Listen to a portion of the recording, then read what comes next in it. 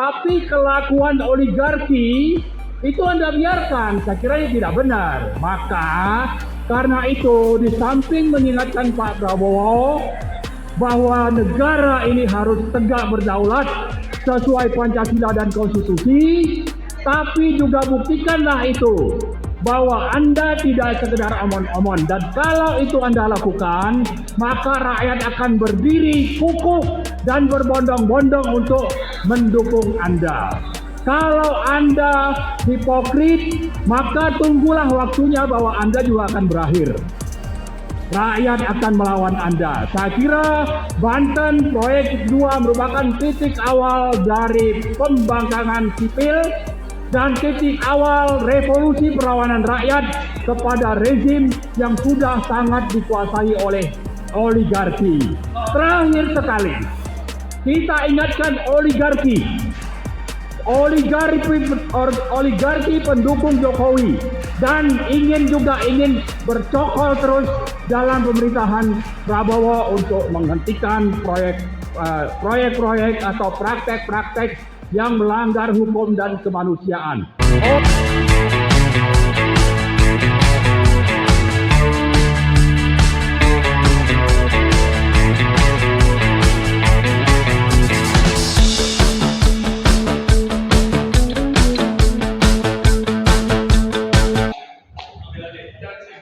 Terima kasih Bang Refli.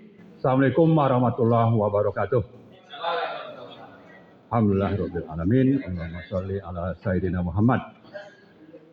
Jadi yang akan saya sampaikan ini adalah ditujukan kepada seluruh rakyat Indonesia yang masih konsisten untuk tegaknya negara ini sesuai dengan komitmen pendiri bangsa, Pancasila, konstitusi, dan peraturan yang berlaku. Yang kedua, saya tujukan kepada yang namanya Presiden Prabowo Subianto. Jadi ini dua fokus apa yang saya sampaikan ini untuk mereka perhatikan. Kenapa begitu? Karena ini urusan kita. Bahwa kita bernegara itu punya kesepakatan untuk patuh kepada Pancasila, konstitusi, prinsip-prinsip moral, dan peraturan yang berlaku. Untuk itu negara diselenggarakan dengan ada 3 cabang kekuasaan. Nah ternyata melalui proyek PIK 2, semua kesepakatan itu sudah dilanggar. Oleh siapa? Oleh rezim oligarki yang salah satu penguasanya saat itu adalah Joko Widodo. Kemudian pengusahanya adalah Aguan. Yang di belakang Aguan ini saya yakin banyak konglomerat-konglomerat lain yang terlibat. Apa yang dilakukan? Nah, hal kedua yang kita perlu catat adalah semua rujukan kita bernegara itu sudah dilanggar. Manusia, rakyat Indonesia di Banten, terutama di 9 kecamatan yang tanahnya dikuasai secara biadab melalui penindasan itu sudah berlangsung sejak bulan April yang lalu sampai sekarang, dan negara tidak hadir di sana. Kalau kita bicara negara mulai dari tingkat paling bawah sampai ke tingkat paling atas, artinya ada lurah di sana, ada camat, ada bupati, ada yang namanya gubernur, menteri-menteri, sampai kepada Presiden Joko Widodo. Waktu itu sudah tidak hadir.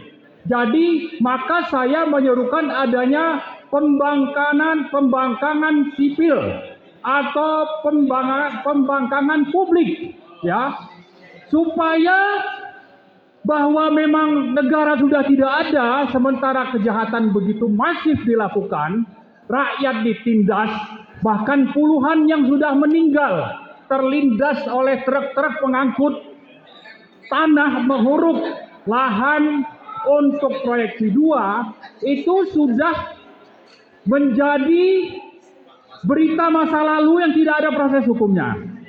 Itu salah satu contoh. Nah, karena itu mari kita membangkang bagaimana supaya ini dihentikan.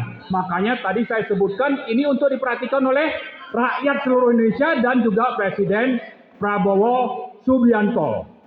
Nah, hal yang ketiga yang ingin saya sampaikan adalah bahwa kita merencanakan untuk mendampingi Bapak Dr. Muhammad Said Didu. Kemana? Ke Polres. Bahwa beliau nanti di Tiga Raksa ya, Tangerang. Hari Selasa tanggal 19 November. Beliau itu sudah dipanggil untuk hadir. Karena melakukan pelanggaran hukum atas pengaduan dari siapa? Asosiasi Lurah. Ya, lurah ini sudah diperalat oleh siapa? Oleh yang namanya oligarki. Nah, karena itu kita perlu dampingi. Kenapa? Karena kita sudah tidak berharap kepada wakil-wakil rakyat, kepada aparat penegak hukum yang mestinya menegakkan hukum.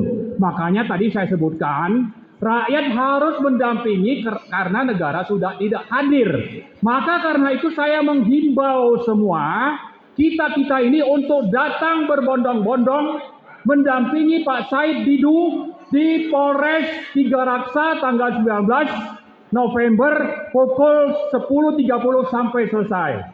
Itu hal yang ketiga. Hal yang keempat, bahwa kita ingatkan kepada rezim, sisa-sisa Jokowi itu masih sangat kental dalam pemerintahan Prabowo. Kita ingatkan, boleh mereka menangkap, memenjarakan Pak Said Didu. Silakanlah lakukan itu dengan wewenang yang mereka miliki. Tapi harap dicatat bahwa ini sudah menjadi isu nasional. Ya, ribuan atau malah ratusan ribu pengganti Said Didu akan hadir. Untuk apa? Untuk menegakkan hukum Pancasila, konstitusi di negara ini. Silakan tangkap Pak Said, tapi rakyat, ribuan rakyat, ratusan ribu rakyat akan menggantikan. Ya, kita siap melakukan itu. Siap? Oke, jadi itu hal keempat yang ingin saya sampaikan, bahwa kita ingatkan kepada rezim, silakan Anda tangkap Pak Said, tapi pengganti Pak Said itu akan sangat banyak untuk meneruskan perjuangan ini. Nah, yang terakhir yang ingin saya sampaikan adalah bahwa kita tidak mau punya presiden yang hanya omon-omon. Omon-omon katanya tidak ingin ada negara dalam negara. Tapi kenapa tadi saya menyampaikan perlunya pembangkangan sipil, pembangkangan publik? Karena negara sudah tidak hadir. Nah, sekarang kita punya presiden baru yang mungkin umurnya baru 1,5 bulan. Ini negara dalam negara ini harus dihentikan, dan itu sudah menjadi komitmen Pak Prabowo. Tinggal buktikan saja Anda apakah presiden yang memang sesuai perkataan dengan perbuatan, atau presiden hipokrit, bilang mau menegakkan negara yang sebenarnya menghilangkan negara dalam negara, tapi kelakuan oligarki itu Anda biarkan. Saya kira ini tidak benar. Maka karena itu, di samping mengingatkan Pak Prabowo bahwa negara ini harus tegak berdaulat sesuai Pancasila dan konstitusi, tapi juga buktikanlah itu bahwa Anda tidak sekedar omon-omon. Dan kalau itu Anda lakukan, maka rakyat akan berdiri kukuh dan berbondong-bondong untuk mendukung Anda. Kalau Anda hipokrit, maka tunggulah waktunya bahwa Anda juga akan berakhir. Rakyat akan melawan Anda. Saya kira Banten Proyek 2 merupakan titik awal dari pembangkangan sipil dan titik awal revolusi perlawanan rakyat kepada rezim yang sudah sangat dikuasai oleh oligarki. Terakhir sekali, kita ingatkan oligarki pendukung Jokowi, dan ingin bercokol terus dalam pemerintahan Prabowo untuk menghentikan proyek-proyek atau praktek-praktek yang melanggar hukum dan kemanusiaan. Oligarki, sekali lagi kita ingatkan, berhentilah memihak rezim sambil menindas rakyat. Kita punya catatan siapa saja oligarki ini dan kita siap melakukan aksi-aksi bagaimana supaya rakyat melawan oligarki pengusaha hitam yang selama ini mendukung Joko Widodo dan mereka kita ingatkan untuk berhenti. Kalau tidak juga akan berhadapan dengan rakyat Indonesia. Saya kira itu saja. Terima kasih. Assalamualaikum warahmatullahi wabarakatuh.